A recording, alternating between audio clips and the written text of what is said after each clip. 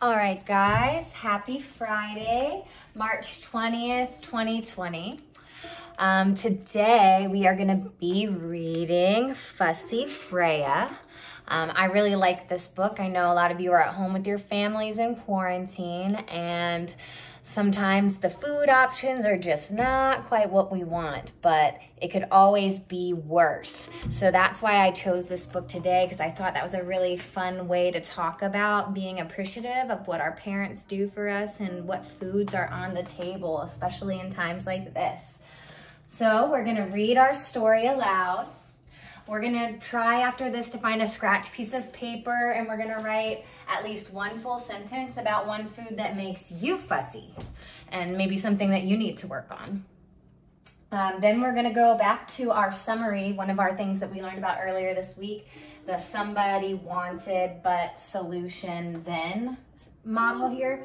So as for somebody, we know that the story is gonna be about Freya. She's our main character.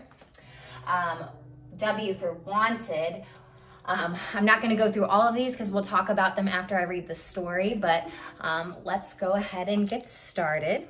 We've got Fussy Freya by Catherine Quarmby and Piet Grobler. We've got all these cool foods here. Fussy Freya. All right. Freya had an appetite as fine as could be. She'd munch up all her greens for lunch and gobble fish for tea. What a brilliant eater, her mom and dad would say. Everything was marvelous until one dreadful day. So here's Freya eating with her family. See, they're all talking. They think she's a brilliant eater. Freya's mom had cooked a dish of dal and jasmine rice. Baby Ravi ate 2 bowls. He liked a bit of spice. Looks like he's breathing fire right here. Ravi banged the tabletop, but Freya sulked and glared. And your dal and rice are just not nice, she suddenly declared. Her mom first sighed a little, and then she sighed a lot. Did Freya mind a little? Not a little. Not a jot. Little sigh. Empty teacup. Fussy little Freya over here. On Tuesday, Freya spurned a plate of bacon with baked beans and sausage and gravy and stir-fried winter greens. All the sausage, gravy, bacon. She doesn't want any of it. She spurned it all away. Mommy scowled a little, and then she scowled a lot. Did Freya mind a little? Not a little, not a jot. She didn't mind her mom being mad. She was refusing to eat any of it. The next day, Fussy Freya let out a frightful roar. I can't abide your fish, she cried, and she threw it on the floor. She just threw that fish on the floor. Mommy shrieked a little. Daddy shrieked a lot. Did Freya mind a little? Not a little, not a jot. She didn't care at all how mad they were at her, that she was breaking the rules, throwing her food around. Freya, Freya. By Thursday, Fussy Freya was tucked up in her bed. Her mommy moaned. Her daddy groaned. This can't go on, Mom said. She's turned down all of her favorite food. She's getting very thin. I'm worried that she'll be nothing more than bones and skin. So she's not even eating, and she's getting all skinny and not feeling well, not even eating her favorite foods. We've got parfait, a drumstick, a pear, some toffee-covered apple. All of that sounds delicious. So skinny. Mom, in despair, phoned Grandma Claire. "You were the same at 3, said Grandma Claire to Freya's mom. "Send Freya here to me." So I guess Freya is going to Grandma's house. So Freya packed her weekend bag to stay with Grandma Claire. With pink pajamas, monkey monks, and Kanga and Brown Bear. She's ready to go. "What will you eat for tea, my sweet?"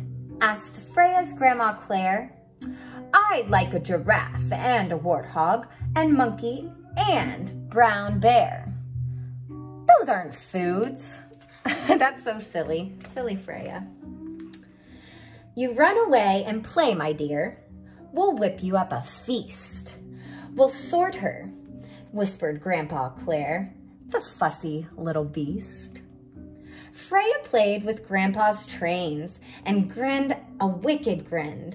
"Ooh, perhaps they'll give me lollipops and sweeties in a tin." So she thinks she's gonna earn herself some treats by refusing all that food while she's over here all slick playing, not listening to her mom.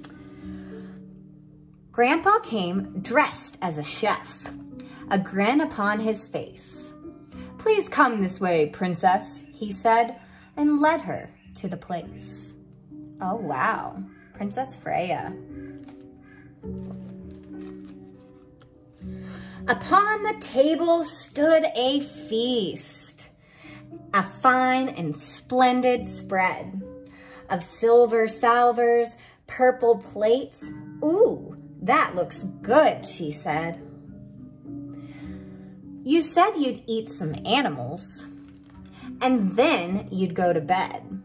So our first dish is elephant with an egg upon its head."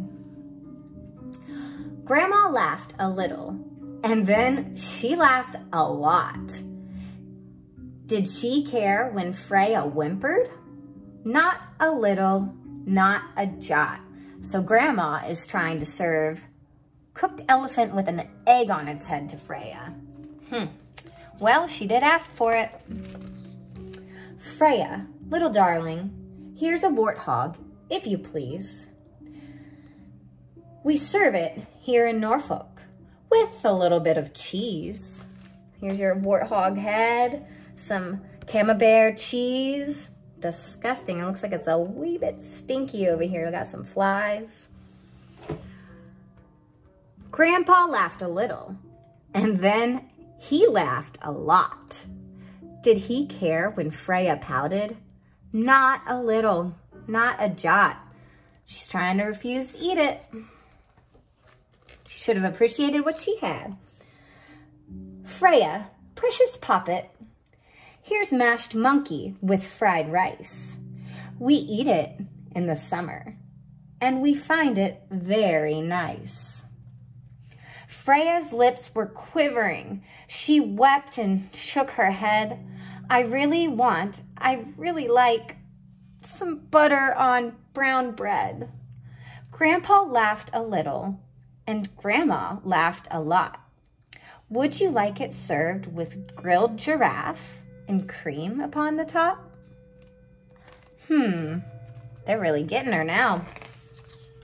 Freya caught the train the next day with clever Grandma Claire and Monkey Monks and Kanga, her pajamas, and Brown Bear.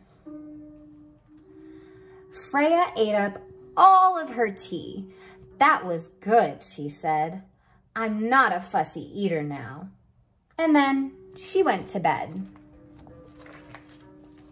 And whenever she was fussy, Dad would ask her in a trice, "Would you rather eat mashed monkey on a special bed of rice?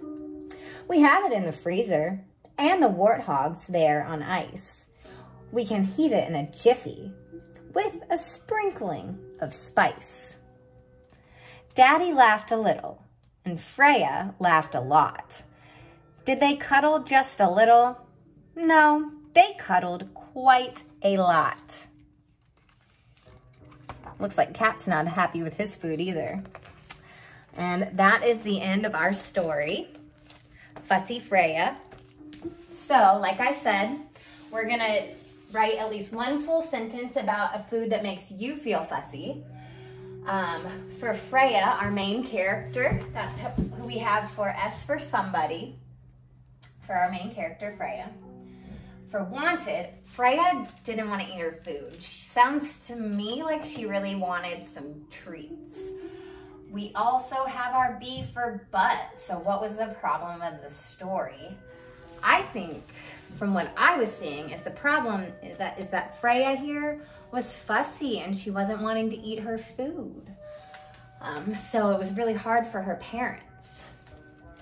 For the solution, well, Mom and Dad sent her over to Grandma's house and fed her some very creepy meals. For our T, which is then, which is what happened at the end, she decided that her parents' food was okay and that she could eat that. But I'm going to post our little format for that up here on our class dojo as well. But anyway, that was Fussy Freya. Thanks, guys. See ya.